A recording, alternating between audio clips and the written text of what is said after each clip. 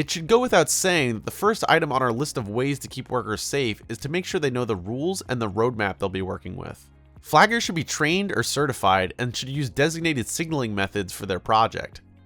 Workers on foot and equipment operators should know the routes construction vehicles will use. Equipment operators and signal people should know what hand signals to use to communicate. Operators and workers on foot should know the visibility limits and the blind spots for each vehicle. Flaggers are among the least safe in work zones because they're typically the first workers motorists encounter. They're at risk when traffic is moving fast, motorists are angry, or temporary traffic control (TTC) is inadequate. If you're a flagger, wear a hard hat, long sleeves, pants, and clothing suitable for the weather, in addition to the high visibility personal protective equipment (PPE) provided.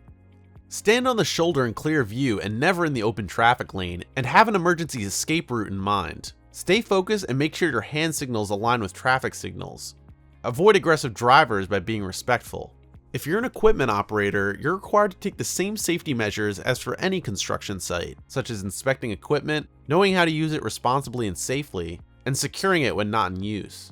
You should also know the work zone, your position in it, and the overall work plan, including your designated routes and areas. Keep your eyes open for rollover hazards, and if you must move any cones or barricades, make sure you replace them as soon as possible.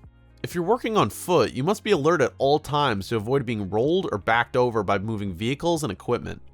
Check your surroundings, listen for warnings, keep your distance from traffic, and stay behind barriers as much as possible. Make sure to use the PPE provided, including headgear and high visibility clothing labeled class 1, 2, or 3. If there's a danger of falling logs, limbs, or equipment parts, the work zone should include protective structures.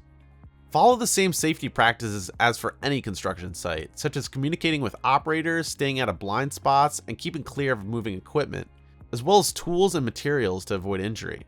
Stay clear of lifting areas and use safe methods for rigging and setting steel plates, barriers, and manhole covers. And if you ever need to place or move a temporary TCD, traffic control device, you must wear a class 3 vest to ensure you could be easily seen. You should only complete this task during light traffic flow. Stay in contact with the driver, and if you can, work from the platform of the vehicle. Make sure to use any safety devices provided, such as seatbelts, fall restraints, and guardrails. And use a shadow vehicle to warn motorists. Treat this as a moving work zone by employing warning devices such as arrow panels, message boards, flashing vehicle lights, and truck/trailer mounted attenuators. Now that you've gathered the knowledge you need to keep workers safe, it's time to grab your new tools and level up. You'll be entering a new realm where we explore some more specific hazards you might encounter.